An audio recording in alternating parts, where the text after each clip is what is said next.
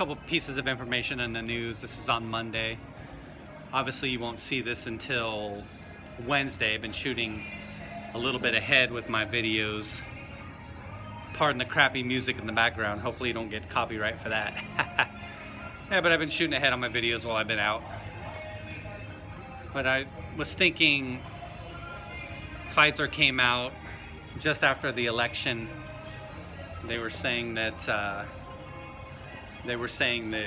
they had a vaccine that was 90% effective. Then Moderna came out just on Monday. Oh, and obviously when they came out at 90, Pfizer, they were saying, well, hey, why didn't they come out before the election? That would have possibly helped Trump out and everything. Now that Pfizer came out, they're talking about 94.5, something more effective than even Pfizer's vaccination. Now, it was funny when they came out, when Pfizer said their thing, the debate was, of course, about Trump, and some people on the other side were obviously like, well, Pfizer wasn't part of warp speed anyway.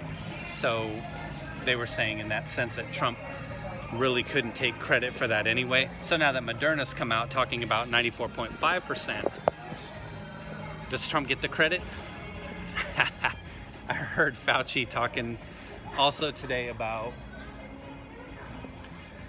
the fact that even if people get the vaccinations, that even if you get a vaccine, that he's still, or they're still recommending that people socially distance and wear masks. I don't know what kind of percentage they're talking about in terms of if you get a vaccine. It seems kind of ridiculous to even get the vaccine if they're going to make you go through all the bullshit anyway, right? But I think you know, and I know that that's just what it is. It's like what people talked about. They're going to keep telling us, hey, we've got to keep doing this stuff as long as possible. Like they say, other people have said, hey, when tyrants get power, they don't easily let that power go. They look to expand their power. And I'm not necessarily saying that about Fauci. I'm sure his heart's in the right place and everything, but when people have these kind of things, when they're pussies, let's just say that it's in his position, it's easy to say a thing like that, right? Because it's what I talked about in a video a month or two ago. If you want somebody to crush the economy, you go to somebody in the healthcare field when it comes to solutions for this. If you want somebody where there'd be more deaths, then you go to an economist. Obviously their slant and their bias is going to be where it's at. And additionally, I was looking at this article, it was a study out of Spain. They were saying that 78% of people, this had to do with animals, that 78% of people, or there was like a 78% increase where if people had a pet, that those individuals would see higher rates of COVID as well. And it makes sense just simply because pets are nasty, pets are dirty. Regardless of if you have one, you may have one. You may love that pet to death, but they're dirty, they're nasty. I hate a pet and a kid. I'd never want either. But yours are fine. As long as I don't have to clean up the poop after it. As long as I'm not cleaning up after it, hey, you can pet it, say hi to it, play with it, whatever, it's all good. But as long as it goes home with you and you have to clean it up, all the better for me. Yeah, so those are just some things going on in the news right now. But what I was wondering was, if they have now this, and getting back to what I was talking about earlier, if they have this thing going on where they're talking about like 94.5% for Pfizer, if it turns out to be that way, and Moderna, would they go ahead and give Trump credit for that? Obviously it's going to be after he's out of the White House. Or is the media going to try to find a way to heap all of the praise on Biden for that?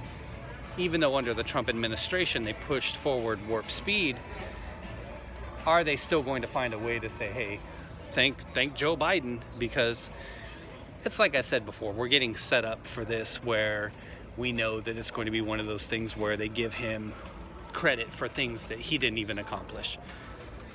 If the economy keeps going up, and things keep recovering, jobs and everything like that, they'll find a way to give him the credit for that. But if things take a downturn, obviously they'll find a way to put that back on Trump. So if there's some way where it isn't effective, then obviously, what if it turns out to be 50% effective? Oh, Trump, it was his fault, so it's just kind of funny. Like I said, somebody like me just kind of sits here and sits back and watches this stuff unfold, and not having a bias and everything, it allows me to have a unique perspective on things, to where a lot of the stuff I see, it just cracks me up a little bit. But anyway, vacation hikes are over. Have to put in the post-vacation time at the outlets. But those are some things I'm thinking about right now. Moderna and all of that, and just seeing where the credit goes. And again, that Fauci thing, that really hit me when they said that, or when he said, hey, even when people get this vaccination, yada, yada, yada, masks, social distancing. So how do you feel about it? If they have a vaccination, are you going to take it? My wife works in healthcare, so she's still kind of iffy about it. She'd rather see, and a lot of you probably think this way, she'd rather see a lot of people take it first. We don't want to see the T virus happen like Resident Evil, but I was telling her, I'm like, well, what if the hospital forces you to do it? I could foresee a situation like that where they foresee you to do it. Even though it may be unconstitutional, they could just say, hey, as a condition of your employment, you have to do this. So are you going to take it when it comes out?